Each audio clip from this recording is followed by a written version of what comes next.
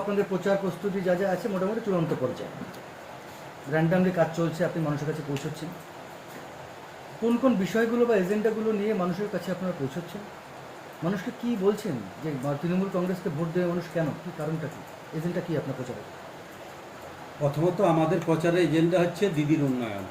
আমাদের মাননীয় মুখ্যমন্ত্রী মমতা ব্যানার্জির উন্নয়ন নেই কিন্তু আমরা বাড়ি বাড়ি যাচ্ছি। সেই উন্নয়নকে পাথেয় করে কিন্তু আমরা প্রত্যেকটা বাড়ি বাড়ি প্রত্যেকটা জায়গায় মানুষকে বোঝাচ্ছি যে দিদি থাকলে কি হবে আর মোদি আসলে কি হবে। এটা কিন্তু আমরা বুঝাচ্ছি মানুষের কাছে যে মোদি আমাদের 5 বছর কি করেছে। মোদির যিনি আমাদের এখানে প্রার্থী ছিলেন গতবারে বিজয়ী প্রার্থী কুনার হেমব্রম কিন্তু আমাদের জন্য 5 বছরে 5 কোটি গুণিত 5 25 কোটির কিন্তু 5 টাকাও খরচ করেননি সাঁকরাইল ব্লকের জন্য। আর এই সাঁকরাইল ব্লক থেকে তিনি 2290 ভোটে লিড নিয়েছিলেন আমাদের বীরবাহার সরেন টুডুকে হারিয়ে। তাই মানুষকে বলছি যে এই যে আমরা বীরবাহার সরেন টুডুকে হারালাম তার ফল আমরা কি পেলাম।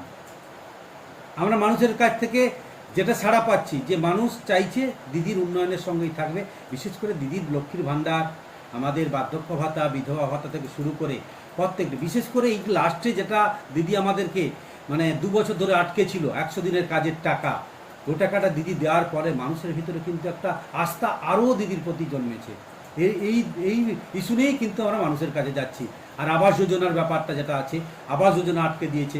আবাস যোজনা আটকে দেওয়ার পরেও কিন্তু আমরা দিদি যেটা বলেছে 31শে ডিসেম্বরের ভিতরে আবাস যোজনা গরিব মানুষ তার মাথার উপরে ছাদ পাবে, সেটা কিন্তু মানুষ কিন্তু এটাকে বিশ্বাস করছে দিদিকে। এটা আমি বলতে পারি। আমরা প্রত্যেক দিন তো প্রচার করছি, প্রচারের আলোয় আমরা এসে দেখছি যে মানুষ কিন্তু দিদির কথাগুলো বিশ্বাস করছে। আর বিজেপি নামক যে শক্তিটা আছে, বিজেপি শক্তিতে কিন্তু আমার সাঁকরাইল ব্লকে এখনও কিন্তু সেরকম শক্তি নেই বললেই চলে। কোনো শক্তি নেই সাঁকরাইল ব্লকে।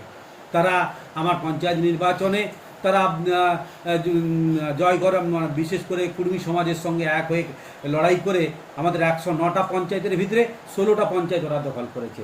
আমরা 93টা পঞ্চায়েত আমাদের দখলে আছে। পঞ্চায়েত সমিতি 25টার ভিতরে আমরা 22টা দখল করেছি এবং তারা 3টা দখল করে, 2টা বিজেপি, একটা কুর্মী সমাজ। একাধিক যে প্রকল্প, রাজ্য সরকারের মানবিক প্রকল্পগুলো, যে আঁধারি এবং রগড়া, এই 2টা অঞ্চল তো ভালো রেজাল্ট করব, সঙ্গে কিন্তু আমি আর 8টা অঞ্চলেও কিন্তু ভালো রেজাল্ট করব। একটা অঞ্চল আমার শুধু আছে কুর্মী সমাজ এবং বিজেপি দখলে রেখেছে, যেটা আমার খুদমরাই অঞ্চল।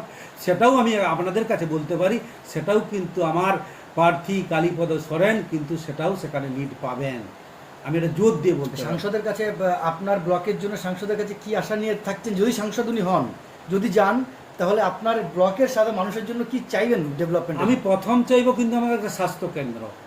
সাঁকরাইল ব্লকে প্রথম আমি দেখেছেন যে প্রত্যেক জায়গায় সুপার স্পেশালিটি হাসপাতাল হয়ে গেছে, সাঁকরাইল ব্লকে কিন্তু সুপার স্পেশালিটি হাসপাতাল হয়নি। আমি এ কথা কিন্তু আমাদের সমস্ত নেতৃত্বকে জানিয়েছি যে আমাদের বড় চাহিদা হচ্ছে সাঁকরাইল ব্লক কিন্তু এটা থেকে বঞ্চিত হয়েছে। যখন সুপার স্পেশালিটি হাসপাতাল হয়েছিল তখন কিন্তু সাঁকরাইল ব্লকে একটা সুপার স্পেশালিটি হাসপাতাল হওয়া উচিত ছিল। যদি সুপার স্পেশালিটি নাও হয়, যেন আমাদের 60 বেডেড একটা হাসপাতাল হয়, এটাই কিন্তু আমার প্রথম চাহিদা। এই প্রথম চাহিদাটা কিন্তু আমার থাকবে স্বাস্থ্যের উপরে, আর শিক্ষার উপরে থাকবে। শিক্ষার যে সমস্ত স্কুল কলেজগুলো আছে তাদের মান উন্নয়ন যাতে হয়, শিক্ষা, স্বাস্থ্য এবং রাস্তাঘাট আমাদের হচ্ছে। দিদি আমাদেরকে যা দিয়েছে, পথশ্রী প্রকল্পে যেসব রাস্তা দিয়েছে, আগামী দিনে দেখা যাবে যে সাঁকরাইল ব্লকে রাস্তার সমস্যা কোথাও থাকবে না। আপনাদের থেকে বিগত কিছু বছর আগেও যে জনজীবন ছিল, তার যা মান ছিল, সেই মান উন্নয়ন আজকে অনেকটাই এগিয়ে। জাতি, উপজাতি এবং আদিবাসী শ্রেণীর মানুষের আজকে অনেক জীবনযাত্রা ডেভেলপ করেছে। কিন্তু এই ডেভেলপের পরেও আজকে কেন্দ্রীয় সরকারের তরফে এই বিভিন্ন উন্নয়ন কমিটিগুলোর প্রচুর বরাদ্দ হয়, কিন্তু সে বরাদ্দগুলো সেভাবে ওয়েস্ট বেঙ্গলে টানা যাচ্ছে না। আপনার প্রার্থী যদি সাংসদ যদি হন, তাহলে আপনারা কি ভরসা রাখছেন যে তিনি এগুলো টেনে আনতে পারবেন ডেভেলপমেন্টের? শুনুন, আমরা তো চাইছি একটা নির্ভেজাল ভালো মানুষকে আমরা সংসদে পাঠাবো। এটাই আমাদের সব থেকে বড় পাওনা আমি মনে করি। একটা পদ্মশ্রী উপাধি যিনি পেয়েছেন, যিনি বঙ্গবিভূষণ উপাধি পেয়েছেন, তাকে যদি আমরা সংসদে পাঠাতে পারি, উনি অ্যাকচুয়ালি আমি মনে করি যে আমাদের আদিবাসী সমাজে তিনি কিন্তু জনপ্রিয় নেতা হিসাবে, আমি মনে করি জনপ্রিয় লোক। কারণ উনি অনেক বই লিখেছেন, অনেক সাহিত্য লিখেছেন, তাতে কিন্তু মানুষ কিন্তু আমি তো ওকে নিয়ে ঘুরেছি, বিশেষ করে এসটি এলাকায় ওনাকে কিন্তু খেরোয়াড় স্বরের হিসাবে ভালো করেই মানুষ চেনে। সাঁওতালি ভাষাতে ওনার একটা অনেক খুব বিশাল পাওয়ার আছে আমি মনে করি। আর যেটা হচ্ছে ওনাকে কালীপদ সরেন হিসাবে বললেও মানুষ চিনতে পারছে না, যখন খেরোয়াল সরেন বলছি তখন কিন্তু বয়স্ক মানুষরা বলছে না বাবু ওই লোকটা খুব ভালো মানুষ। এটাই আমাদের কিন্তু প্লাস পয়েন্ট। এতে মানুষটাকে আমরা সংসদে পাঠাতে পারলে আমাদের কিছু না হোক মানুষের পাশে উনি থাকবেন, এটা কিন্তু আমরা চাইছি। উন্নয়ন যাই হোক না কেন ওই মানুষটা, যে মানুষ আছেন উনি কিন্তু মানুষের পাশে থাকবেন, এই আশায় কিন্তু আমরা বুক বেঁধেছি সবাই সাঁকরাইল ব্লকের মানুষ। যতই বলছেন যে বিরোধীদের কোনো সেই জায়গা মানে ততটা স্ট্রং নয়, তাদের কোনো অ্যাক্টিভিটিস নেই বা তারা কোনো জায়গা দিতে পারে না, সত্যি কি তাই নাকি কোথাও একটু টেনশন আছে বিজেপিকে নিয়ে আপনাদের? না, আমার সাঁকরাইল ব্লকে আমি বিজেপি নিয়ে কোনো টেনশন করছি না। সাঁকরাইল ব্লকে বিজেপি যারা আছে বিজেপি তারা করছে নির্দ্বিধায়। আমি তো আপনাদের বললাম যে 3 বছর আপনি দেখে নিতে পারেন, এই 3 বছরে কোনো বিজেপির আমরা জেতার পরেও কোনো বিজেপি নেতৃত্বের বিরুদ্ধে আমরা একটা কেস করিনি। তাহলে নিশ্চয়ই আমি যদি সেরকম করতাম তাদেরকে কেসে পুরে জেলে ঢুকিয়ে দেওয়ার ব্যবস্থা করতাম, সেটা তো করা যায়, কিন্তু আমি করিনি। তাদেরকে পুরো মাঠ দিয়েছি। আপনারা দেখুন, তারা মাঠ ছেড়ে দেওয়ার পরে যদি না করতে পারে সেটা তো আমার দায়িত্ব নয়। তাই আমি মনে করি যে আমাদের দিদির উন্নয়ন, আমাদের জঙ্গলমহলের দিদির উন্নয়ন কিন্তু মানুষ কিন্তু গ্রহণ করেছে, এটা যে যাই মনে করুন। কে বলে যে জঙ্গলমহল, অনেকে বলে জঙ্গলমহল হাসছে নয় কাঁদছে, তাদেরকে বলুন যে বাড়ির বউটা যখন আমার লক্ষ্মীর ভাণ্ডারটা নিচ্ছে তখন কিন্তু যত বড় নেতা হোক না কেন সেটা কিন্তু তারা বন্ধ করতে পারেন না কেন? আমি তাদেরকে প্রশ্ন করব। তাহলে তো কেন দিদির এই জঙ্গলমহলে লক্ষ্মীর ভাণ্ডার ওদের নেতাদের স্ত্রীরা নিচ্ছে, মায়েরা নিচ্ছে বার্ধক্য ভাতা, সেটা তো নিশ্চয়ই না নেওয়া উচিত ছিল। তার দিদি যদি আমি মনে করি আজকে মহিলারা হাসছে প্রত্যেকটা জায়গায়। দেখুন আজকে এসটি মানুষদের জন্য জয় জোহার প্রকল্প, এটা কিন্তু আর এসসি মানুষদের জন্য তফসিলি বন্ধু, আজকে আমার হ্যান্ডিক্যাপ মানুষদের জন্য আজকে মানবিক প্রকল্প, এটা কিন্তু কোনোদিন ছিল না। আমি যখন প্রথম পঞ্চায়েত সমিতির মেম্বার হই, আমি 13 সালে পঞ্চায়েত সমিতির মেম্বার হয়েছিলাম, 13-এ হয়েছিলাম, 18-তে হয়েছি এবং 23 সালে আমি জেলা পরিষদের মেম্বার হয়েছি। আমি 13-তে যখন যাই তখন কিন্তু হ্যান্ডিক্যাপ মাত্র 27 জন হ্যান্ডিক্যাপ ভাতা পেত। আজকে দেখুন আমার সাঁকরাইল ব্লকে 877 জন হ্যান্ডিক্যাপ ভাতা পাচ্ছে, 877 জন হ্যান্ডিক্যাপ ভাতা পাচ্ছে। আপনাদের এখানে সমবেতী যে প্রকল্পটা সেটা চালু আছে? আমাদের প্রত্যেকটা প্রকল্প চালু আছে, সমাধি প্রকল্পও চালু আছে। তবে একটু কি হয় যে টাকাটা পৌঁছাতে আমাদের একটু দেরি হয়ে যায়। কোনো সময় দেখা যায় যে আমাদের 1 লক্ষ টাকা আছে, যে 50টা পরিবার মারা গেলে 1 লক্ষ টাকা, সেখানে দেখা যাচ্ছে 100টা পরিবার মারা গেছে ব্লকে, তখন কিন্তু আমরা একটু পিছিয়ে যাই, কিন্তু আমরা ঠিক তাদের কাছে কিন্তু এই সমাবেতির 2000 টাকা আমরা পৌঁছে দেওয়ার ব্যবস্থা করি। লোকসভার নিরিখে কাছে গিয়ে তুলে আনছি।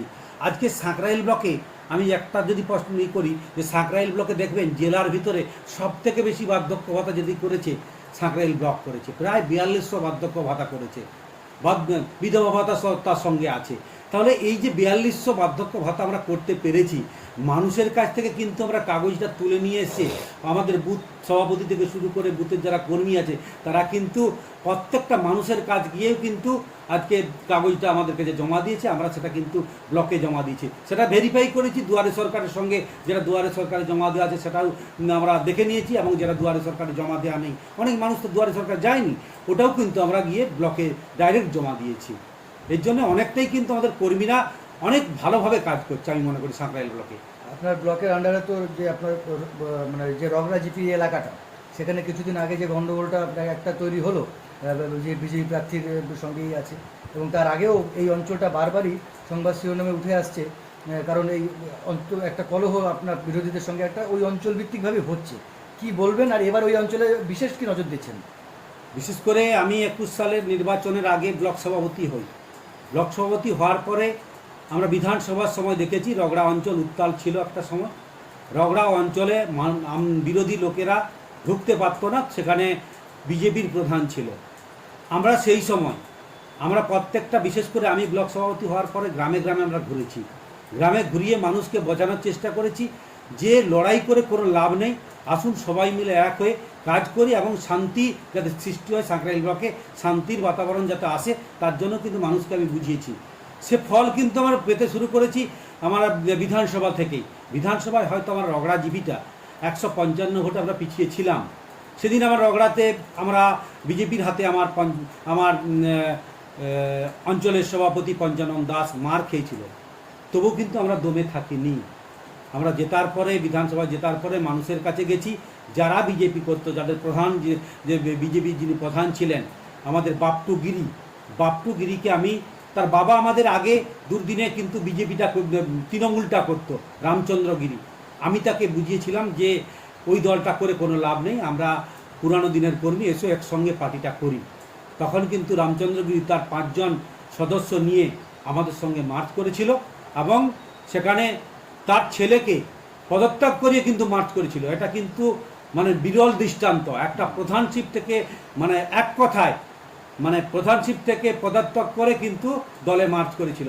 তারপরে আমাদের পঞ্চানন দাসকে ওরা কিন্তু প্রধান হিসাবে মেনে নেয়। লাস্ট 2.5 বছর আমরা প্রধান চালিয়েছিলাম। তারপরে কিন্তু আমরা পঞ্চায়েত নির্বাচন করেছি। পঞ্চায়েত নির্বাচনের পরে আমরা বিনা প্রতিদ্বন্দ্বিতায় পঞ্চায়েত নির্বাচন পার করেছি। এবং এখন সাঁকরাইল ব্লকে আমি মনে করি যে কনক টুডু যেদিন এসেছিলেন আমার সাঁকরাইল ব্লকে কোথাও আমি জানতেই পারিনি যে উনি এসেছিলেন। এবং উনি যদি পারমিশন করে আসতেন, আমি সাংবাদিক সম্মেলন করে বলেছিলাম যে উনি যদি পারমিশন করে আসতেন তাহলে কিন্তু আমি কাটুয়া পালে যে ঘটনা ঘটবে সে ঘটনা ঘটতো না। আমাদের ছেলেরা সেদিন ফ্ল্যাগ বাঁধতে ছিল এবং আমাদের ছেলেদের সম্মুখ হয়ে যায় আমাদের প্রার্থী, তাতে বচসা বাঁধে, বচসার থেকে একটু মানে ঝগড়াঝাটিতে পরিণত হয়। সেটা কিন্তু যেভাবে রূপ দেওয়া হয়েছে, ডাক্তারবাবু যেভাবে রূপ দিয়েছেন সেটা কিন্তু নয়। তারপরে কিন্তু সেই জায়গায় দাঁড়িয়ে আমি বলতে পারি সেখানে আজ পর্যন্ত দেখবেন যে আপনারা খবর নিয়ে দেখুন, কোনো অশান্তি কিন্তু হয়নি, কোনো বিজেপির কর্মীকে মারধরও করা হয়নি বা বিজেপির ঘর ছাড়াও করা হয়নি, কাউকেই কিন্তু কিছু করা হয়নি, একসঙ্গেই কিন্তু আমরা আছি। এবং এটা বলতে পারি সাঁকরাইল ব্লকে এই পনক টুডু আসার সঙ্গে সঙ্গে কিন্তু আমাদের কর্মীদের নামে কেস হলো। আমি 3 বছর ধরে ব্লক সভাপতি হয়েছি, আমার কর্মীদের নামে কোথাও কেস হয়নি, আর আমি বিজেপির কর্মীদের নামে কোথাও কেস করিনি। শান্তি সাঁকরাইল ব্লককে আমি মনে করি ডাক্তারবাবু এসেই কিন্তু অশান্তিটা সৃষ্টি করে দিলেন। তাহলে আপনার এই যে রগড়া এবং আন্ধেরি যে পঞ্চায়েত, হ্যাঁ। এবার আপনাদের তাহলে ভালো রেজাল্ট হবে এবং সাধারণ ভোটারদের উদ্দেশ্যে আপনার আহ্বান কি থাকবে যদি বলেন?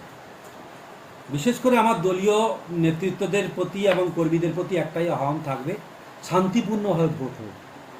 মানুষ যাতে শান্তিপূর্ণভাবে ভোট দিতে পারে, আমাদের নেত্রীও বলেছেন, আমাদের নেতা অভিষেক ব্যানার্জিও বলেছেন যাতে শান্তিপূর্ণভাবে ভোট হয়। আমি কর্মীদের কাছে বলেছি মানুষের রোডে রোডে গিয়ে একটা কথাই বলবে, সকাল সকাল গিয়ে জোড়াফুল চিহ্নে যাতে ভোট দেয় এবং শান্তিপূর্ণভাবে ভোট দেয়। কোথাও কোনোভাবেই মানে হিংসা মারামারি, আপনি জানেন যে আমার সাঁকরাইল ব্লকে হিংসা মারামারি নেই, আমি তবুও কিন্তু কর্মীদের উদ্দেশ্যে বলেছি কোথাও কিন্তু হিংসা মারামারি করা চলবে না। এটাই কিন্তু আমার কর্মীদের উদ্দেশ্যে একটা কথা বলার, আর জনগণের উদ্দেশ্যে একটা কথা বলার যে দিদির প্রকল্প করে চালু রাখার জন্য, দিদির সঙ্গে থাকার জন্য, দিদির হাতকে শক্ত করার জন্য আমরা কিন্তু তৃণমূলকেই আমরা জঙ্গলমহলের মানুষ। আজকে কি পাইনি আমরা জঙ্গলমহলের মানুষ?